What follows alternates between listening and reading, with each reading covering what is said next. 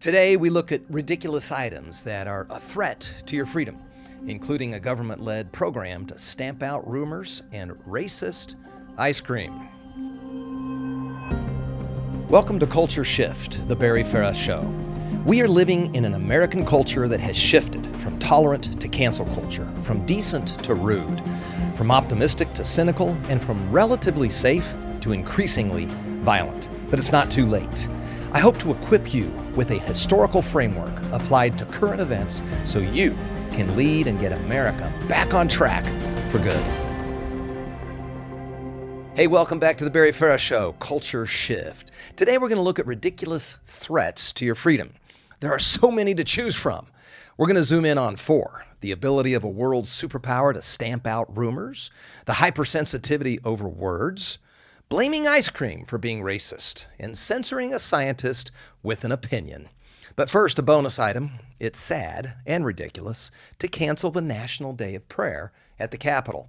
The National Day of Prayer Capitol Gathering was designated by Congress. It's been a national observance for 70 years, and it should be honored again this year. It's the type of thing America does that's special.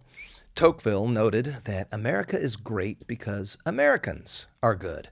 There's something special about a nation that honors God from its pinnacle of power. Canceling the National Day of Prayer at the Capitol is a frightening precedent. In fact, we know from recent history that very bad things happen when a nation attempts to stamp out God and faith. Thankfully, that has not happened in America fully yet. But there is another superpower, China, that has not been a friend to people of faith. And now they wish to go one more step and ridiculously stamp out rumors that the government is afraid of. China's a clear superpower. Economically, politically, and militarily. They've built impressive world cities, 40,000 miles of high-speed trains, and fabulous modern airports. They have deep trade relationships throughout all of Africa, North and South America, and Europe. But they do not champion free speech. A recent example is found in a program set up to refute rumors. The title of this program, just initiated last month, is the Rumor Refutation Platform. Now, I'm not joking. The Chinese government produced a new app and created a new phone hotline, and it makes it easier for Chinese citizens to tell on their neighbors. It's frightening. Similar to the Stasi in Eastern Germany, in China, neighbors tell on their neighbors, mothers on daughters, and sons on fathers, creating a stressful and harmful brother against brother culture. Now it'll be even easier to inform on your neighbor. The CCP, the Chinese Communist Party, says that some people have mistaken opinions. That's their quotes. So these people are usually the ones who have a disagreement or some form of dissent. They're the ones who criticize or challenge the Chinese government. But legally, in China, the CCP determines what's true. The Chinese Communist Party is the de facto arbiter. You can find the official explanation of this new program at cac.gov.cn. You go on their website and you just click to have it translated into the language of your choice. It ominously is titled Learning Power Disinformation Platform. Man, it sounds just like Orwell. I guess it is, unfortunately, in practice.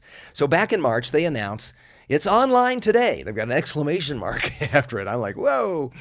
It's kind of scary to me, actually. But what I'm going to do, try to keep it as objective as possible. I'm going to read straight from the CCP press release, and then I'll just comment as I go. So, quoting, in order to further study and publicize General Secretary Xi Jinping's important discourse on the comprehensive management of the network. Okay, so that's the introduction. So the CCP controls the internet in China, and they want to make sure everyone understands that it's a privilege granted by the government, not a right to access it. And so just so you understand, we're in charge. That's how they start. So comprehensive management of the network, publicize the policies and regulations of the network security and network rumor governance. I'm serious. This is a quote. So the CCP wants to ensure that rumors are governed in a certain manner. All right, back to the network rumor governance and improve the ability of readers to distinguish rumors and false information. So the Chinese Communist Party will help its citizens know what's a rumor and what's not. And the Chinese Communist Party will inform you what's not true. So, for example, the Hong Kong debacle just didn't happen. I mean, there were over 1 million people who were fighting for freedom, but it's false. It's just not real. So they'll help you. So let's just pick it up again. They'll distinguish rumors and false information, promote the purification of the network environment, and build a clear network space. I'm just reading this, okay? I'm not making this up. The CCP wants to promote a pure network, which means the internet never says anything critical about the Chinese Communist Party. So it's clear of what? Well, I suppose it would be clear of any form of dissent. So they'll build this clear network space called learning power. Think about that. That's the quote. Learning platform and China Internet joint disinformation platform to create a disinformation platform channel officially launched today. They've got this exclamation mark. I mean, come on. I just don't share their enthusiasm for the onerous control and spying on one another. Goodness me. Okay, let's pick it back up again for the finishing out of this press release. The disinformation platform in the Learning Power, Learning Platform app and the PC side has 5 columns, respectively: governance dynamics, exposure desk, big lecture hall, warning record, report verification. So when you go to the app, you'll find these 5 columns. You don't have to talk to anybody. You can simply just fill in the columns and the CCP will be automatically notified of the rumor that needs to be stamped out. This is in the section Learning Power. I suppose it caters to those who enjoy having power over others, but goodness me. But there's one more column. The disinformation platform also supporting the release of daily disinformation column, high quality short video, synchronization in the Belling platform release. That was all a quote. So this is another column on the same app, and it allows you to inform on your neighbors with a video. So you can just take your short video, load it onto the daily disinformation column, and over it goes to the CCP. But that just covers political things and history and things like that. But what about science and medicine? Well, in the PC side of the Learning Science section, simultaneously launched the Science Disinformation column to achieve the integration of development at both ends. There you go. So if someone's promulgating an alternative view of something related to medicine or vaccines, that person can be told on this.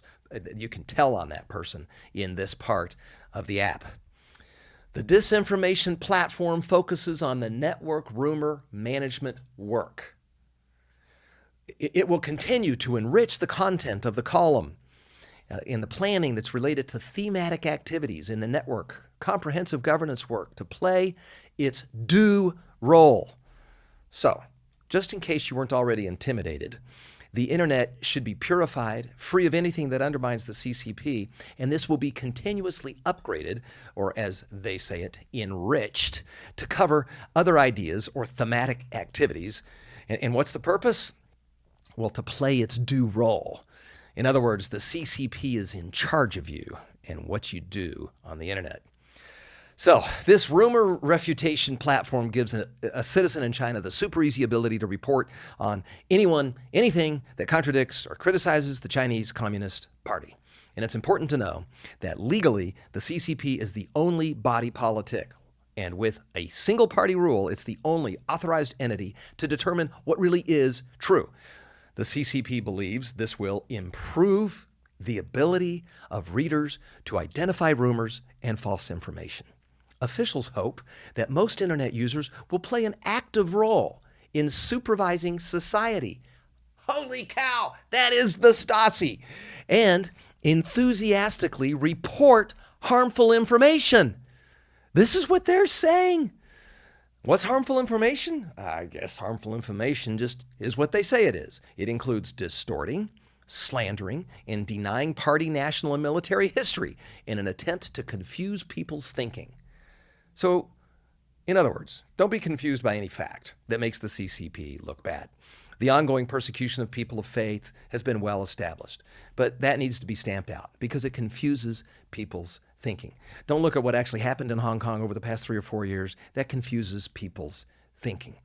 You know, there's a reason the founders pushed for freedom of speech. It really starts with the way John Locke argued for private property as part of you. You have a right, the inalienable right, to think for yourself, and you have the right to express your thoughts. That's part of you. You can argue for whatever you believe is the right political view or the right belief system. You can challenge a politician and express your view. At bottom, the freedom to speak is the right to speak from your mind, your will, your emotions, your soul. It's an acknowledgement that you have validity.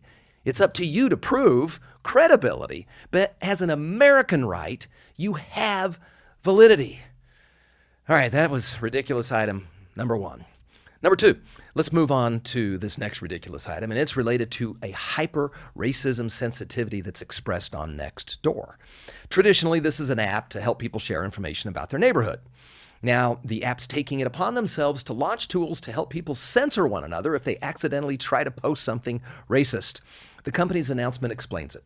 The new anti-racism notification detects certain phrases such as "all lives matter" or "blue lives matter" and prompts the author to consider editing their post or comment before it goes live.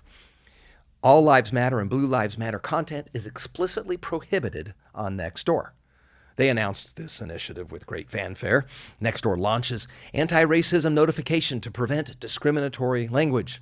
The notification detects potentially racist content and prompts neighbors to reconsider and edit before posting. They go on to say, "Today we're rolling out the anti-racism notification to prevent language that could be offensive or hurtful to people." So here's the problem. Nextdoor might have good intentions. I really don't know. Or maybe they just got taken over by these folks. But they believe that they're a good judge of what determines a neighborly conversation. And I'm all in for kind and polite interactions. But I don't think that's the issue here. Nextdoor should have aligned themselves with some of the many black nonprofits who are pro-family and they're experts on lifting people up, and they can teach a thing or two about kindness. But Nextdoor's pick to defend BLM at the expense of a more broad life matters statement is not neighborly at all. I mean, there's a reason the International Olympic Committee has banned BLM from the Olympics coming in a few months to Japan. The Black Lives Matter Foundation, Inc. was established in 2013. And I'll just let them speak for themselves. Coming directly from their website, this is how they describe themselves. Their goal is to eradicate white supremacy. Their primary beliefs are rooted in dismantling cisgender privilege and uplifting black trans folk, especially black trans women, and fostering a queer-affirming network. When we gather, we do so with the intention of freeing ourselves from the tight grip of heteronormative thinking. As a network, we have always recognized the need to center the leadership of women and queer and transgender people. Their primary approach?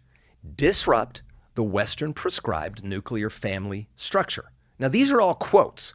Yet if you're trying to improve neighborly conversation, I don't think you start with an organization that was founded for the purpose of disrupting the nuclear family. I mean, that doesn't conjure up a pleasant notion of kids playing in the cul-de-sac while the parents are looking on, enjoying conversation with one another. The proposition that someone supports all lives is not racist. All lives absolutely do matter. I can't even believe I'm saying this. I mean, for example, how can you say that the native Chiniga Alaskan lives don't matter as much as black lives? The proposition that someone supports police officers' lives is not a racist idea. Blue lives matter. They work hard. They put themselves in harm's way to keep us safe. Those lives sure do matter. And you know what? Black lives matter too. Absolutely.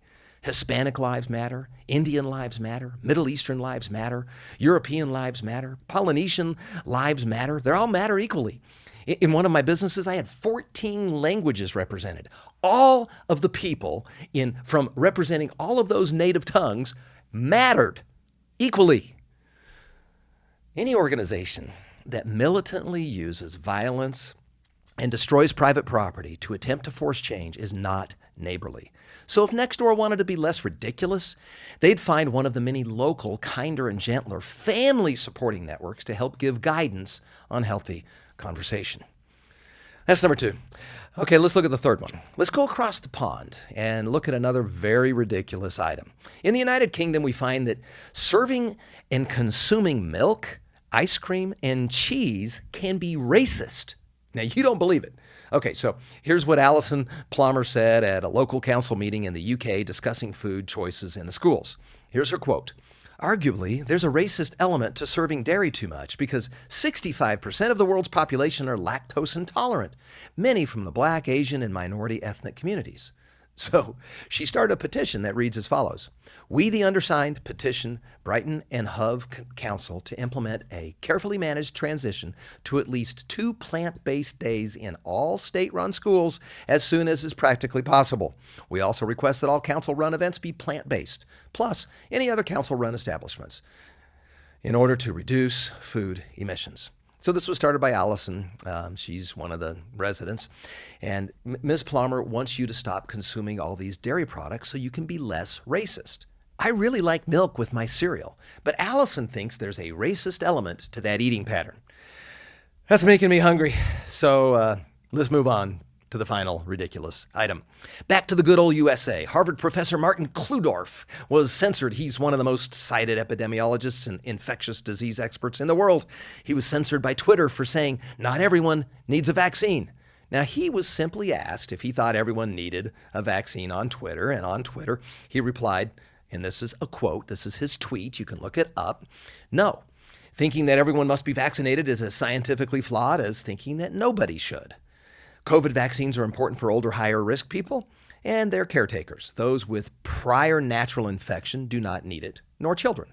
So Dr. Kulldorff's activity on Twitter has been voluminous. He has a bunch of tweets, and he holds a different view than the CDC, but he's a very well-recognized epidemiologist. And he thinks you should first vax the most vulnerable, and he doesn't think everyone needs to be vaxxed. Now, what's the harm in allowing a scientist to express his view? Twitter just couldn't take it. They can't handle it. They said the tweet was COVID misinformation. They blocked the tweet from being liked or retweeted. I mean, look, you don't have to agree with them. You don't have to disagree with them. You could be neutral. But how are you going to know what this renowned scientist thinks if Twitter can willy-nilly decide when you can see one of his tweets and when you can't? When Twitter can decide which scientist you can trust, you might think about how much you can trust Twitter. The common thread with all of these ridiculous items is censorship and control. As I've discussed a bunch before, I believe God wants you free. He doesn't want governments and businesses to have unnecessary power over you. You're better off when you have the authority and the responsibility for your own decisions. Allow for free discussion and let the best ideas surface to the top. Yet, there are certain people who just love to control others. Whether it's the Chinese government urging neighbors to spy on each other, or an organization deciding for you what's a neighborly word, or a school district blaming racism on cheese, or whether it's denying a world-renowned scientist his earned platform, too much control's a bad thing. My hope for you is you are not blind to the myriad of ways others attempt to control you, that you will spot it and be aware of what they're trying to do, and that you will live free, think free, and speak freely to your success, which depends on your freedom. God bless you. Hi, I'm David Farah. Thank you for listening to my dad's podcast, The Barry Farah Show, Culture Shift. Click subscribe now to be sure you don't miss an episode. Share this podcast with your friends on social media and give The Barry Farah Show your 5-star rating. Check out today's show notes below this episode and at thebarryfarahshow.com. This podcast is also available in video format at The Barry Farah Show on YouTube. See you next time.